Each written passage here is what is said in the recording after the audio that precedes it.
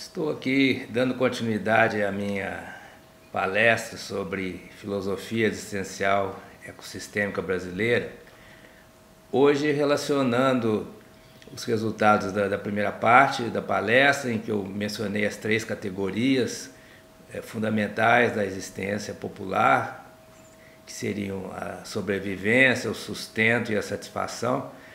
Eu vou relacionar hoje essas categorias com uma teoria mais ampla que eu elaborei, que se chama Monismo de Triplo Aspecto, isso com a finalidade de tentar entender como que a sobrevivência, o sustento e a satisfação podem ser obtidas dentro da situação do quadro econômico, político, cultural brasileiro, que é o nosso, assim, digamos, objetivo final é entender, né, que estratégias precisamos desenvolver na nossa prática social, política no Brasil, né, para que os nossos anseios existenciais se realizem, isso em conformidade com as características do nosso ecossistema, né, e num processo aí de sinergia, né, de interação construtiva com os recursos do ambiente,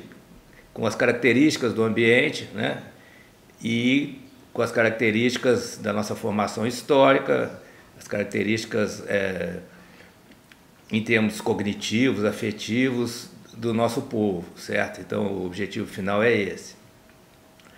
Bem, aquilo que a gente poderia chamar de patrimônio da humanidade se constitui em três categorias. A categoria material, que vai compreender todas as realizações, né, que são feitas com a chamada transformação da natureza em bens materiais, né, como bens de moradia, de transporte, de alimentação, de comunicação, né, hoje em dia, aí, por exemplo, a internet, são bens que se inserem na categoria de bens materiais. Mas nem todos os bens são materiais, né? Nós temos hoje em dia já uma série de teorizações sobre os bens intelectuais também, né? São as realizações cognitivas, em que a inteligência está moldando, né, o pensamento, moldando, né, as ideias, as teorias, né? Então nós temos todas as realizações científicas, realizações no mundo empresarial, né? Nós temos o uso da inteligência para criar empresas que geram produtos que são úteis. Temos também a inteligência no dia a dia, né? As pessoas encontrando soluções para os seus problemas dentro das condições existentes, né? Então a chamada favela, por exemplo, é uma solução inteligente para uma situação de extrema precariedade, né, nas periferias. Então nós temos uma série de obras da inteligência, né, que também compõem o patrimônio da humanidade. E temos uma terceira categoria, que seriam as obras da emoção, do sentimento. São aquelas realizações que motivaram e motivam as pessoas a agir, a sobreviver, né? Nós temos todas as relações afetivas dentro das famílias, relações de amizade, de amor, né? Temos as realizações artísticas que trazem um impacto emocional, e isso está na memória coletiva do povo. E também temos por exemplo, museus em que temos registros desses eventos do passado que nos trouxeram uma experiência afetiva, né? Então vamos pensar, por exemplo, no futebol. Nós temos, né, nós somos pentacampeões mundiais, temos então uma série de memórias afetivas, né, 58, 62, 70, etc., os anos que nós fomos campeões mundiais. Então isso compõe, né, o arcabouço afetivo, sentimental do nosso, é um patrimônio também, né, popular, né, nosso, do Brasil, certo? Então, essas três categorias, a material, a cognitiva e a afetiva, elas compõem o monismo de triplo aspecto, que é uma teoria mais ampla sobre a experiência consciente, né? Nós temos sempre que ter essas três categorias quando a gente tem a experiência consciente, certo? Então, a gente tem que pensar em termos, né, não só quando a gente pensa na sobrevivência, no sustento e na satisfação, a gente não pode reduzir isso apenas à categoria material, que seria, né, a sociedade, os meios que são enfocados, né, dentro da sociedade capitalista, né, no sistema de troca de mercadorias, propriedades de bens imóveis, né, móveis, imóveis e propriedades puramente monetárias, né, do capital. Tudo isso é uma das dimensões, mas é uma das dimensões, né? Nós temos as outras duas, né, que a gente precisa pensar também em termos de como, né, essa herança intelectual e sentimental pode se tornar acessível às novas gerações, né? E haver um processo de democratização no acesso a esse patrimônio, né? É um patrimônio que não é só material, é um patrimônio também intelectual e um patrimônio sentimental. Então aí, né, entra a discussão também sobre a educação como meio de permitir um acesso amplo, né, a esse patrimônio intelectual e sentimental, né, que compõe, né, o nosso país. Só que aí nós temos um problema, né, de que a escolha dos currículos, né, dos métodos de ensino, tudo isso vai precisar de uma definição sobre que tipo de país a gente está construindo, né? Porque a educação vai tender a refletir o modo como esse patrimônio já está distribuído na sociedade, nas diferentes classes, grupos, certo? Então, há uma tendência já do próprio sistema de que aqueles que estão excluídos do acesso a esse patrimônio continuem excluídos, e aqueles que já têm um acesso privilegiado, né, não só o aspecto material, mas também intelectual e sentimental, certo? Eles continuem tendo esse acesso privilegiado. Então, a questão aí é como quebrar essa desigualdade, esse processo de exclusão de uma parcela grande da população do acesso a esse patrimônio. Qual o primeiro passo? Não dá para começar pela educação, porque a educação está a reboque do modo de vida, como a economia, a política, a cultura funcionam no país, né? As pessoas, os educadores, os professores já são formados dentro desse modo de vida, dessas práticas todas, e reproduzem isso na escola, né? Com exceções, evidentemente, mas nós temos professores críticos, mas eles encontram muitas dificuldades para propor uma visão alternativa, porque já todo o sistema é montado dentro do modelo vigente, certo? A grande questão é como quebrar isso. Aí nós temos a solução clássica aí do marxismo-leninismo, que seria, né, uma revolução violenta, tomada do poder pela classe trabalhadora, a implantação da chamada ditadura do proletariado, ou despotismo, como está no Manifesto Comunista, né, despotismo, o Partido Comunista respondendo em nome da classe trabalhadora como um todo, né, ele assume o poder, impede a formação de outros partidos, né, e estatiza a propriedade privada, né, sob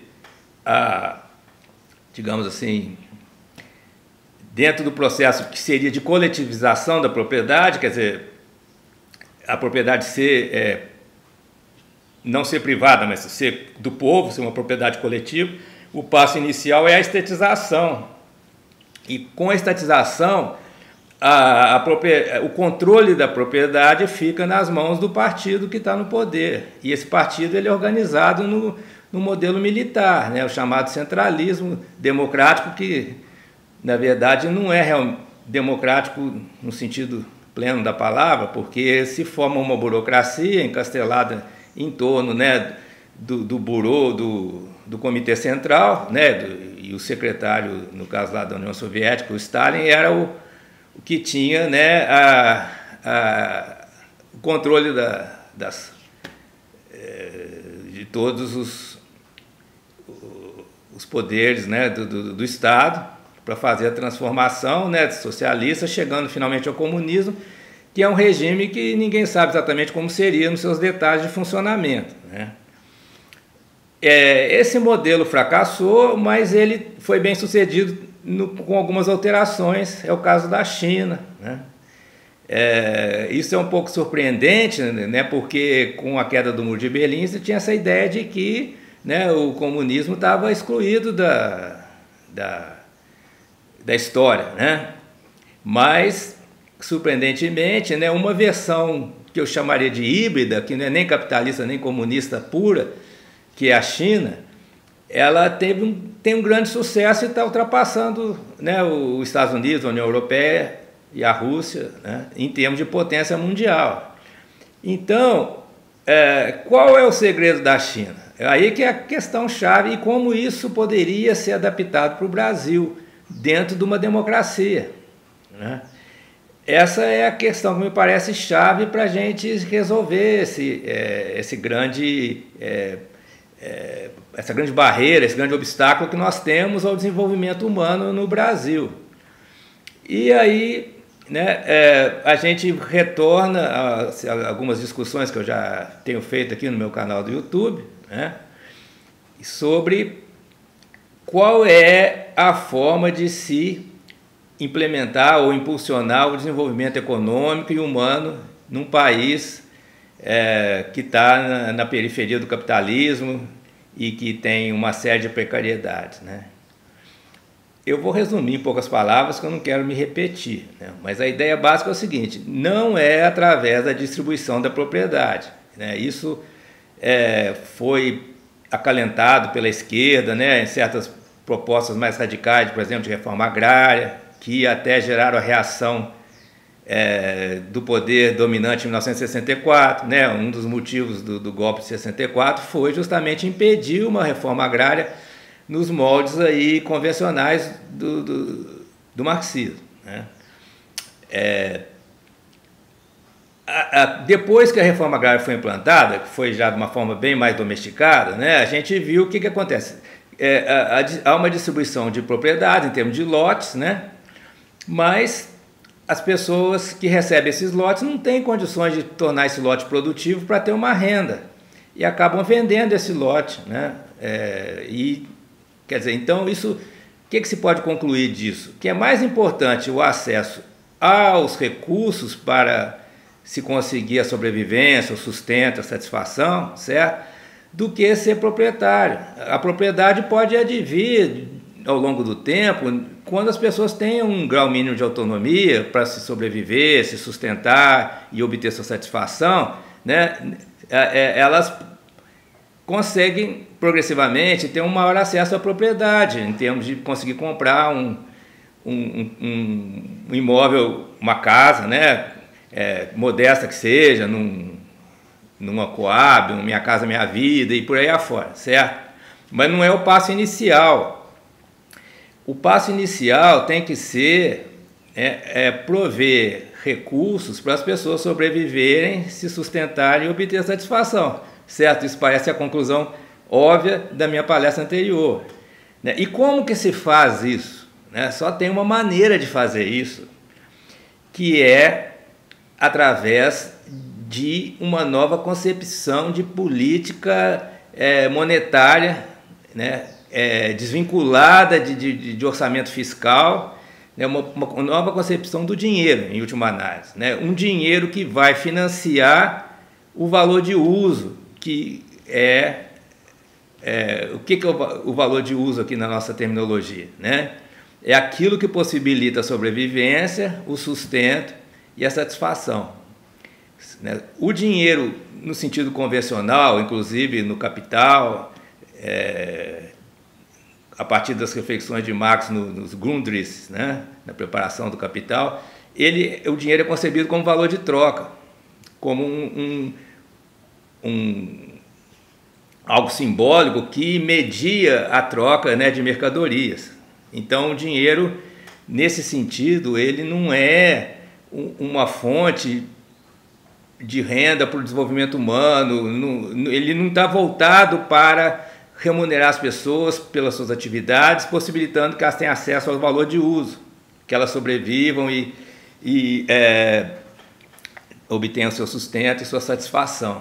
O dinheiro, no sentido tradicional, ele é voltado para a acumulação do capital em poucas mãos, né? Porque através do investimento, do lucro, né, da exploração do trabalho, o capital vai se concentrando cada vez mais em poucas mãos.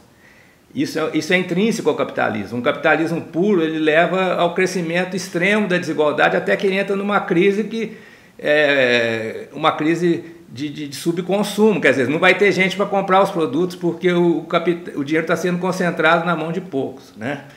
Isso é o problema clássico do capitalismo, que Keynes encontrou uma forma de driblar por um certo tempo, digamos assim, mas não resolveu, né?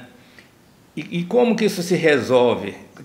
Aí que vem também um aspecto interessante. A solução para o problema da desigualdade e para se obter a satisfação, né, das categorias, né, ela é ao mesmo tempo uma superação do capitalismo e uma solução do problema principal do capitalismo, né? Isso aí eu acho que é um pouco difícil de entender, não é muito intuitivo, mas é assim: ao se resolver essa contradição principal do capitalismo, de estar sempre aumentando a desigualdade e acabar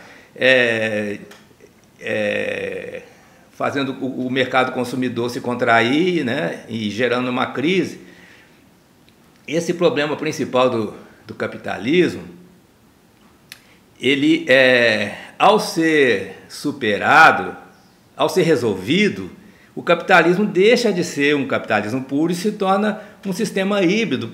Por quê? Porque aí entra um papel decisivo do Estado, né, para reduzir a desigualdade, intervindo nesse processo de acumulação do capital e favorecendo o crescimento do sistema produtivo e do mercado consumidor ao mesmo tempo. Não pode ser só aumentar o consumo e também não pode ser só investir na produção. Porque se é só investir na produção, depois não tem quem consuma. Se é só, se apenas o Estado apenas incentiva o consumo, vai faltar produto e vai aumentar a inflação. Então tem que ser as duas coisas ao mesmo tempo. Mas ao Estado fazer isso, ele está fazendo uma certa engenharia social, ele está rompendo o processo de acumulação capitalista e está gerando, né, um crescimento econômico, possibilitando o desenvolvimento humano, melhoria da qualidade de vida das pessoas, através de uma ferramenta que se chama dinheiro.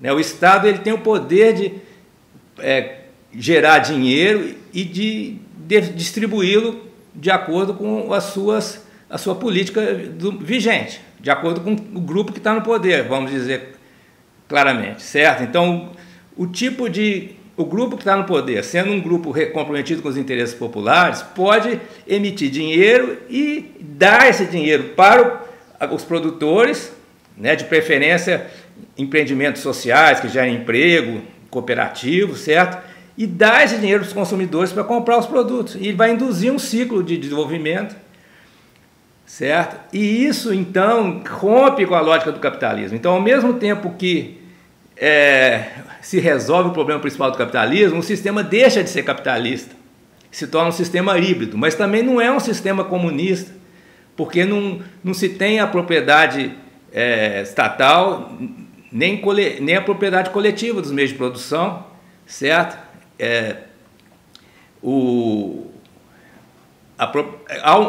Pelo contrário, há um processo em que todas as pessoas têm mais condições de se tornar proprietários, né? Uma distribuição maior da propriedade através da distribuição do dinheiro. O dinheiro não só como renda para o consumidor, mas o dinheiro como investimento para a geração de novas empresas, gerando emprego, indo também contra a tendência do aumento do desemprego, que parece estar também ligada ao sistema capitalista de acumulação, certo? Então, uma nova concepção de dinheiro como remuneração para as pessoas poderem sobreviver, se sustentar e obter satisfação, ou em outras palavras, né, um dinheiro para remunerar o valor de uso das coisas e não o valor de troca. E, finalmente, a gente chega no último capítulo, que dinheiro seria esse? Né? Não é o dinheiro no Brasil aqui, o real, não pode ser, porque o real está preso a uma série de leis que impedem que seja usado dessa maneira. Então tem que criar uma outra moeda, e hoje em dia a gente tem a facilidade da moeda digital, né? Temos a proposta da moeda digital estatal, uma moeda criada nos computadores do Banco Central e sob o controle do Estado. Isso está sendo implementado na China, na Inglaterra, há propostas para se implementar nos Estados Unidos, porque isso vai dar ao Estado, aos governantes, um poder de intervir na economia real sem a intermediação dos bancos. Pode-se criar uma conta para empresas ou para pessoas físicas no computador do Estado e pode-se destinar um recurso para finalidades específicas, por exemplo, para comprar uma máquina para uma empresa que vai gerar emprego, certo? Então esse dinheiro pode ser destinado exclusivamente para isso. Quer dizer, seria na forma de um cartão magnético ou de uma conta em que o dinheiro só pode sair dessa conta se for para uma aquisição daquele tipo de bem. Fora, o dinheiro não pode ser movimentado para outras finalidades, certo?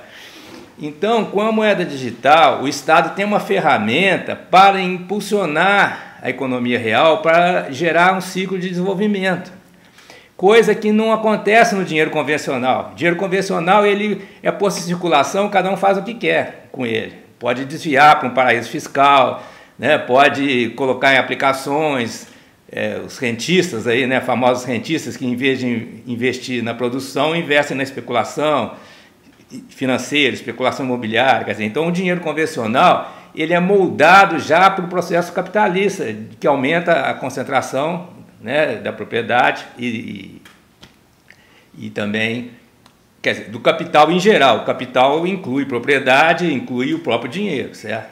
Então, o dinheiro convencional ele está moldado, inclusive, no aparato jurídico para servir esse processo de acumulação. Para a gente ir contra o processo de acumulação, quer dizer, para um processo de redução da desigualdade, a gente tem que ter um outro dinheiro com outro tipo de controle sobre a sua geração e o seu uso, né? E, obviamente, precisa ter no governo, no Estado, um grupo, um partido, ou uma aliança de partidos, uma frente, que assuma essa proposta de gerar esse outro tipo de dinheiro com essa outra finalidade, que seria a forma, então, de romper o processo de concentração da propriedade e do dinheiro, né, convencional, certo? Bem, então eu fiz esse vídeo para registrar essas ideias e oportunamente voltaremos a esse assunto. Eu agradeço a atenção de quem continua até aqui.